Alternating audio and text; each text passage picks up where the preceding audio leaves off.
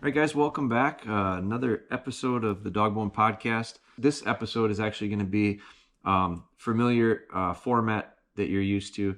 Question and answer. This comes from a question from, and I think it's a good question, which is why I want to share it, because I think more than this will help more than just this person. It's also a question that came from our private library. With membership to private library, you get a different email address that comes to me. I had no idea, you guys, but I just realized that in my Instagram, there's an actual DM or message thing that isn't my primary or something. It's called a requested one or something. There's hundreds and hundreds of messages in there that I didn't even know existed. I have a hard time keeping up with the regular ones in the primary, and I've already told you how I feel. I don't feel good about it, but it's just impossible for me to be able to keep up with questions that come that way. I am doing a pretty good job so far of keeping up with the private library questions, although that is getting, I'm 4 or 5 days out on a couple of them right now. So this one, I'm actually further than that. And the reason is it was a little bit longer question. It was quite a long question, actually. So I'm only going to read part of it, but I'm going to message the guy and say, hey, I couldn't do the length of it justice by trying to text it or message it back to you. So I'm going to turn it into a podcast. But I also think it'll end up helping other people. So I'll jump right into it. This guy sent me, like I said, quite a message. I appreciate him being a member of the training library. That's where he got access to this. He gave me a little background on him and his dog. He's got a 10-year-old dog. He's now got a younger pup as well. So he shared some story behind that. Here's his question. It says, it's a question on grouse hunting technique with the labs. When your dog gets birdie and seems to be trailing a grouse too fast, do you call him back or do you let him go in hopes of him flushing it back towards you? It depends, I suppose, on the cover. Any specific training techniques on this besides putting the dog on wild birds as frequently as possible for success? Yeah, I don't think putting the dog on wild birds as much as possible for success is necessarily the answer to this specific question. I think that's a generalization that's probably pretty true in most scenarios. The more hunting, the more experience, the better they seem to get. More specifically to this idea of when the dog seems to be trailing the grouse too fast, this could apply to anything. It doesn't mean just grouse. It could be any type of bird. It could be any type of game. If they're getting too fast and getting out in front of you, his question is, do you call them back or do you let them go in hopes of flushing it back towards you? Yes, you're right. It is situational and it all depends. My feeling is this: when I'm working in a good podcast for you to listen to would be one that we recorded earlier with Nick Larson from the Bird Shot. We did one specifically on retriever or hunting grouse with labs. I talk an awful lot in greater detail, and Nick had some really good questions. So I'll see if Ben can maybe put a link to that in the notes here too. But that podcast was very specific about this question. But the short answer to this, because there's more questions coming, is I think it's situational. I prefer dogs to work within gun range, regardless of if the bird is running out in front, because most of the time they are going to run. In a ton of scenarios, they're going to run. Pheasants, I think, are even more so likely to run out in front of you, get beyond that gun range. And so there's two ways I handle it. One is if the dog seems to be getting out of range, and I always say they're kind of running downhill, like their momentum is pushing them away from you, I'd stop them on a whistle. So I'd give them a stop whistle, stop them, and either speed up to them myself, get closer before I release them, or I just take regular pace of whatever it is till I get close enough to them. I'm usually trying to work with them, so I probably would increase my pace, try to get up to them a little bit, and release them, let them get going, and try to keep with them. I think, in the moment, you got a really short window. When you get on a bird, I think you have a relatively short window of time to get a bird in the air and execute a shot on them. So I'm working with them. I'm not necessarily expecting them to make the bird slow down, because that's not going to happen. So I do think you got to work with the dog. But yeah, if it gets to the point where I feel like it's getting downhill to me and I'm losing control of it. When I say downhill, I mean figuratively. They're getting away from me. Stop them on the whistle. That all just comes back to the foundation. That just comes back to the control. The other part of it is I don't want dogs to be in a habit of ranging beyond where I want them, which to me in the grouse woods is probably not much further than 20 yards. Again, it totally depends on the cover, and it depends on a lot of variables. But for the most part, 20 to 25 yards is about as far out as I want them. And it doesn't sound like a lot, but that's quite a bit in the grouse woods. And I find that, one of the things that you said here was, would you let them get out and try to flush the bird back? If you listen to the podcast with Nick Larson, you'll hear me talk about one of my dogs named Ellie, and Ellie's pattern very much creates birds that come back to me. I've shot a lot of birds over the years with her in the grouse woods, of the bird flushing back over the top of me. And that just had to do with her pattern more than anything, not necessarily her range. She doesn't get out no further, I would say, than any of my other dogs. It's just the way she sweeps the woods. She takes a pattern where she'll go down a trail, if I'm on a trail of any sort, and it doesn't have to be like a road, but I'm talking like it might be a deer trail, might be an overgrown logging road, whatever it is. She'll take that general edge that I'm walking, or that line that I'm walking, and she typically goes out, cuts into one side or the other, and then I'll end up having her pop out like right at me, or pop out slightly behind me back on the trail. So she makes like a big loop. And because of that pattern, I didn't train her to do that. That's just something that she does. And I like it. It has proven to be really successful in the grouse woods. But what it ends up doing is it creates a lot of shots at birds where she's out maybe 25 yards when she pops into the woods. And between me and her is where that bird is. And so she ends up putting pressure on it back towards me, which is what gets that bird coming back to me. So not something that I trained her to do, but it is something that I enjoy that she does do with regularity. So, but as far as like, if she were to get out in front of me too far and she was on a bird, actively tracking a bird, and I see she's birdie and she's going down, I would keep saying going downhill, like she's getting momentum and we're losing the connection of me and her, both in actual connection, but also in the distance, then I'm just going to stop her to the whistle. And my dogs should be able to stop to the whistle in distractions. We train for it. That's part of what's valuable about that skill, is the skill has to be greater than the outside distraction. That's when it becomes habit. And so that's when I feel like the dog truly understands what you're asking for him. So if something runs and they see it and they're chasing, and you don't have the ability to blow the whistle, single blast, and stop them on it, then you probably you know exactly where you need to work on, because you got to be able to do that. And that's whether it's a deer, it's a rabbit, it's a bird, it's a whatever. That's just a very basic command that I think they all have to have. So now let's go down to the next part of your question. It says, my pup George, which I believe this puppy is around, let's see if I can find it here. I thought you said it was around 6 months. Yep, is now 6 months when you're writing this. So it says, my pup George is now doing great on foundation work and 30 to 40 yard unmarked retrieves in familiar environments, training in the yard and around my house. However, he's very shy, sensitive, and skittish in new settings. The skittish nature distracts his attention, and simple foundation work that he does great in or around familiar settings is difficult for us in those distracting areas. I have been taking him on different areas to work on things, and I keep these excursions positive, fun experiences. A few more marked retrieves, not worried about steadiness. However, I can feel myself getting frustrated that he does not perform the foundation work well, and I do not want him to get frustrated as well. These training sessions are never long, 10 minutes, and they end positively. Should I take him to work in new locations, or should I just take what I can get and focus on excellent work in familiar environments, do less better? ? How concerned should I be that he won't grow out of it?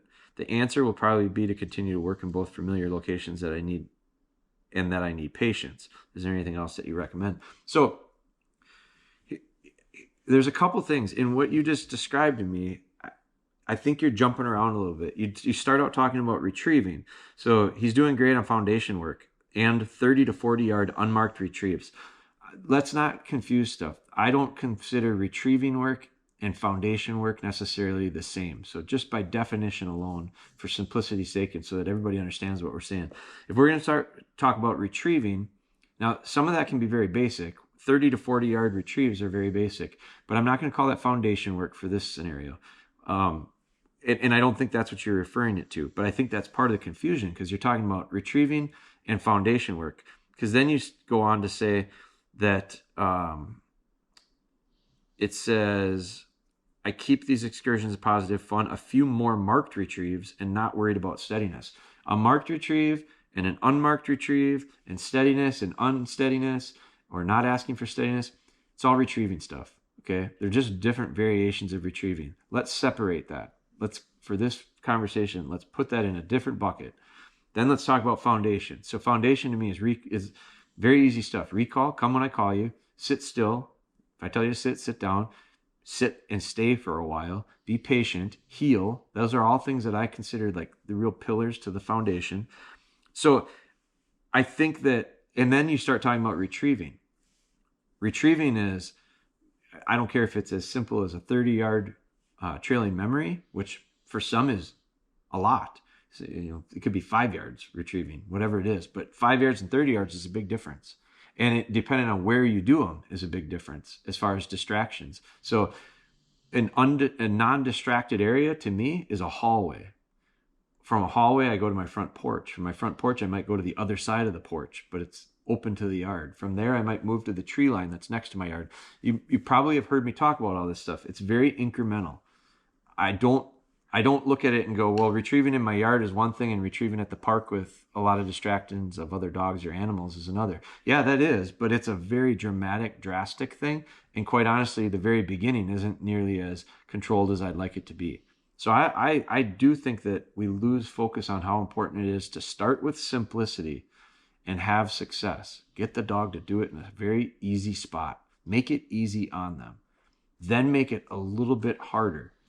And if you make it too hard, they'll tell you. Like if they struggle, it's too hard. So then you got to back it up a little bit. And there's lots of different ways of backing it up. As far, it could be the environment, it could be the challenge in what you're asking them to do, the difference between being steady or not steady. I've got a dog right now, Rain, that, man, I've just made some really nice progress with her. And I did a podcast on the struggles I was having with her not too long ago, 6 weeks ago maybe. And prior to that, I was having a lot worse struggles with her. So we're coming along. But what I think is important to understand is that what I call, I don't have like a set thing based on any ages. And this, we haven't even talked about this. You got a 6-month-old puppy.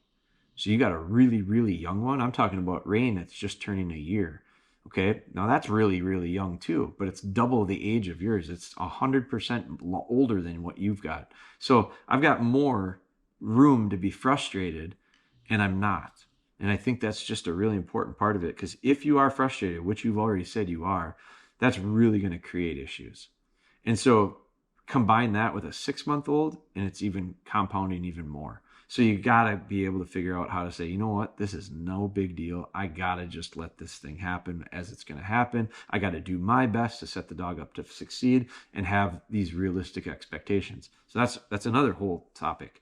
But when I come to retrieving with Rain, there was times, and there still are times, I'm just now getting past the idea of letting her break whenever she wants.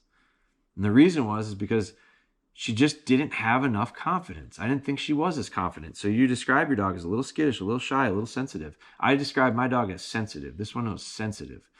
And so that sensitivity required me to be empathetic in retraining and realize I can't ask the same things out of her that I asked out of her sisters, because I would have gone the wrong way in training with her, and that would have been my fault. So I had to kind of bite my tongue at times and go, you know what? I'll treat you like you're a lot younger than what you really are. I'll cut you a lot more slack, as long as I'm moving towards the idea of building you up a little bit, making you feel a little better about yourself. And so without that, you'll never be able to get them where you want them to go. You got to build that confidence in them. And so that takes you putting your frustrations aside, and you can't just pretend that you're not frustrated, because your dog will call bullshit on you. He knows if you're frustrated. And trust me, there were moments I know I was frustrated with Rain, and I had to just stop because I wasn't going to gain anything anymore. No matter, I don't care if you can't pretend, you can't fake it. If you're pissed off, you're pissed off. Stop. Do something different. There was times for a while there where I took Rain for walks. That was our work. Because I knew that if I tried, I wanted to retrieve, I wanted to do some of this stuff that was in the field with her. And I knew that if I knew what we had been doing over and over and over again, it wasn't working. And if I just keep pushing on it, it's not going to work because it wasn't helping me get any further along with it. So I had to, and it certainly wasn't helping her, and she knew it, and she's sensitive. So it just magnifies all this stuff into the wrong direction. So at times, the answer, so where you say is, should I continue to work with them in new locations, or should I just take what I can get and focus on the excellent work in familiar environments? I think it's all the above. You should continue to work. So if you got him excellent, here's the sequence. You've got him excellent in really familiar environments. He's 6 months old. Okay, it didn't happen overnight. It took a while to get excellent wherever it is. Whatever the reasoning was, is the confidence was there, your instruction was good, all the things, the dog was mature enough physically and mentally, all the things lined up for it to click. So you got something to build on. That's the beauty of it. It's not like you haven't found any success. You've just found limited success in limited situations. So now what you have to do is you have to duplicate and replicate that process in different spots.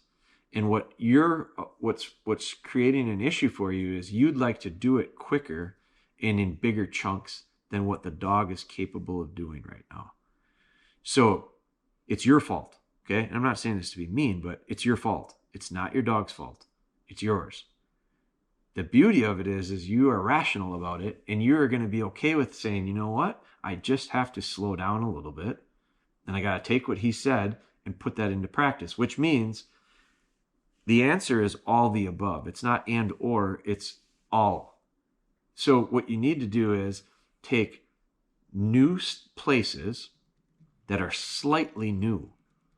Like that doesn't mean you have to go to the most exciting new place and try to fight through it. What it means is just slightly change the location and simplify simplify whatever it is you're asking for, and find it there.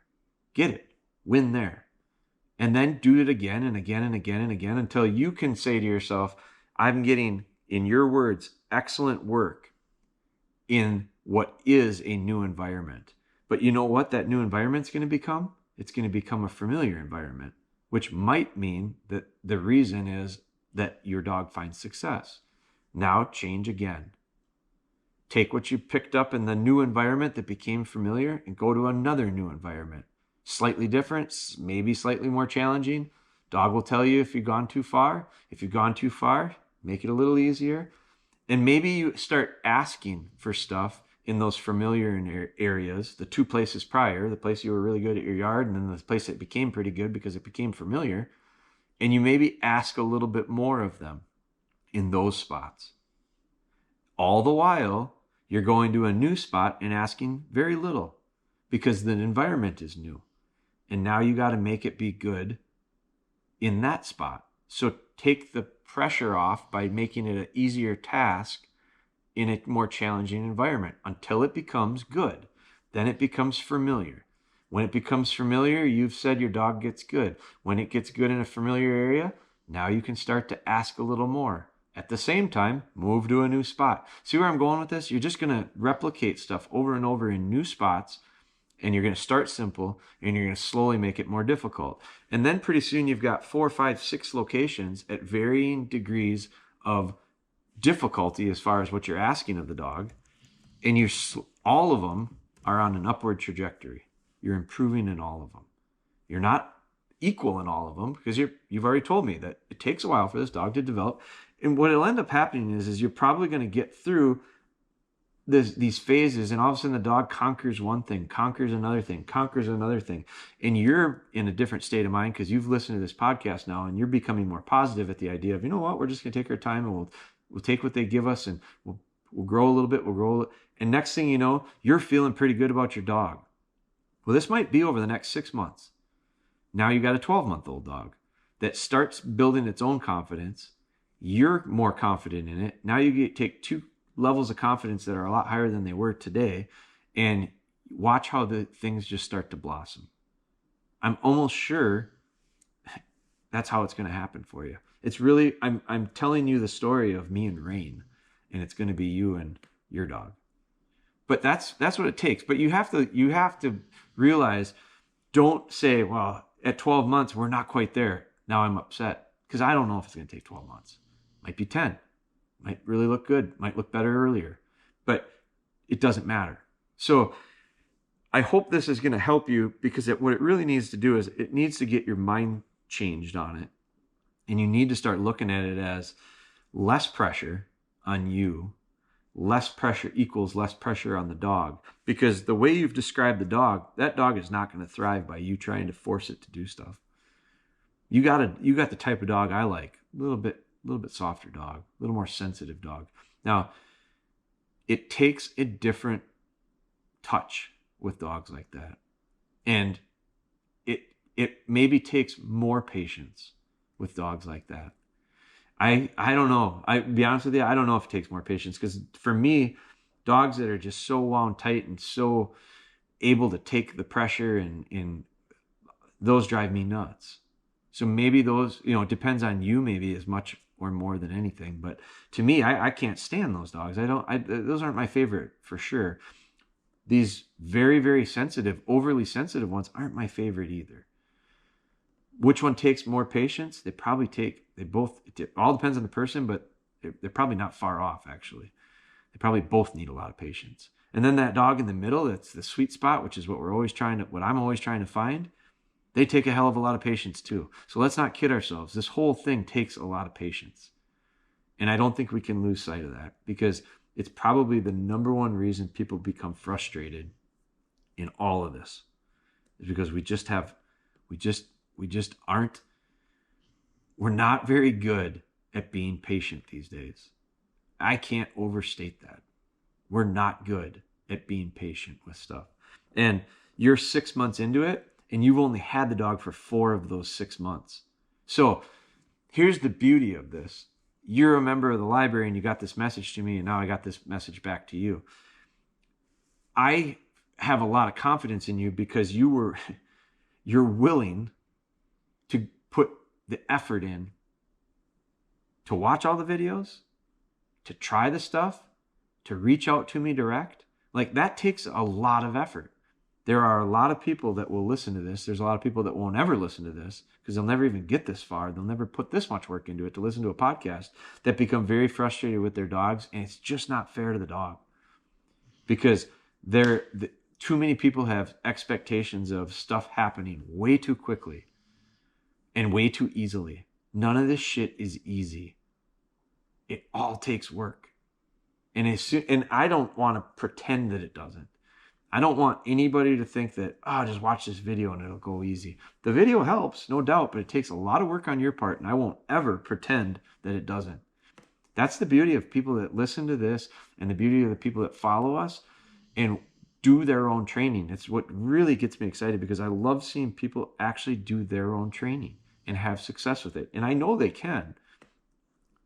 We've got workshops coming up, and I'm going to see 16 people at each workshop that are going to be like the most motivating people I need in my life, because they're the total walks of life, all different walks of life. The widest spectrum of people we'll see over the next few months here in spring. And none of them are professional trainers. Well, some of them might be, because we do get some people that are trainers, and they'll come, and I learn from them. They learn from us. It becomes a really good synergy there. But the majority of them will not be professional trainers. The majority of them will work regular jobs doing other stuff, and most of them are really good at whatever it is they do, but they're here because they want to be able to train their own dog. And that's inspiring to me, because I see so many people succeed with it once they start to understand more and more how to do it. And that's that's the whole point of what we do. Our goal, like our whole thing, is help people get more out of their relationship with their dog, whether it be by using our products. That I like that part of it, but it won't matter if you don't know how to use them. The best products in the world don't matter. So that's where this comes in. That's where podcasts come in. That's where the training library comes in. It's all about the practice of the craft, if you will, or the trade. Like you got to do it. You got to know how to do it. Then you actually have to do it. So, Brad, I'm going to send you a message. I really think that this probably helps more than just Brad. I hope it does anyway. If not, Brad, you got like a really way better, way more in detailed answer to this question than I would have been able to by typing it to you. So I hope it helps, guys. I appreciate your support. I did mention a little bit about workshops. We do have some workshops coming up. We're partnering with Buffalo Nickel Lodge, which is a really exciting thing for me this spring. It's coming up pretty quick. It's a month and a half away. It's mid-March. We are going to go down to Kansas. I'm really excited. I got Chris Smith coming down there from Michigan with me. I've got Noah Parson from Kansas, who's going to be with me. Both of those guys were with me last spring for the workshops. We're going to be at Buffalo Nickel Lodge, which is a really, really interesting place. They are working to, they're like an operating lodge. So it's like, I think it's pretty fancy. Like I don't know that I'll fit in here. It's a little classy for me probably, but we'll figure that out. But it's a really nice place that does hunts, and they have a great facility and a great setup for training.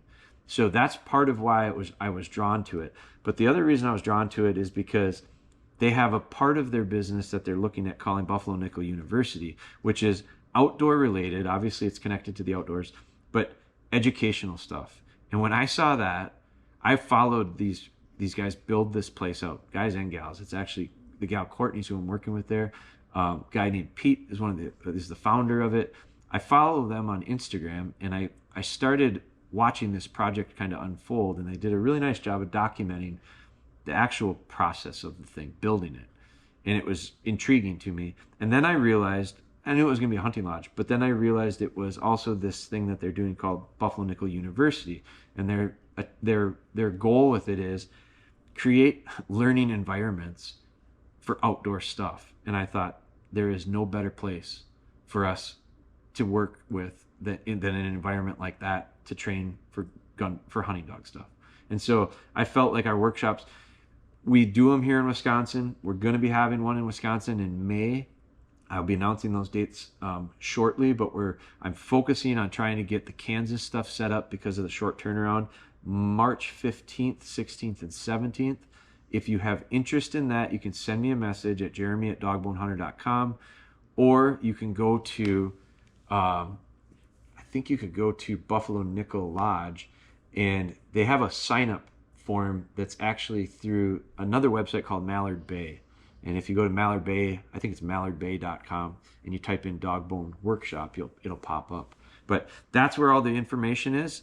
It's a foundation workshop. It is similar to the one content-wise that we host here at our place. It is also this is the workshop that is a prerequisite to all of our training days workshops, which we are also planning a training days here. I'm working on location and finalizing some details on that as well. Maybe remote. We're looking at a couple locations right now. But that's one that folks that have already taken the foundation workshop are eligible to go to. And that one is, you can see some of this stuff on our YouTube. You can also see some of this stuff.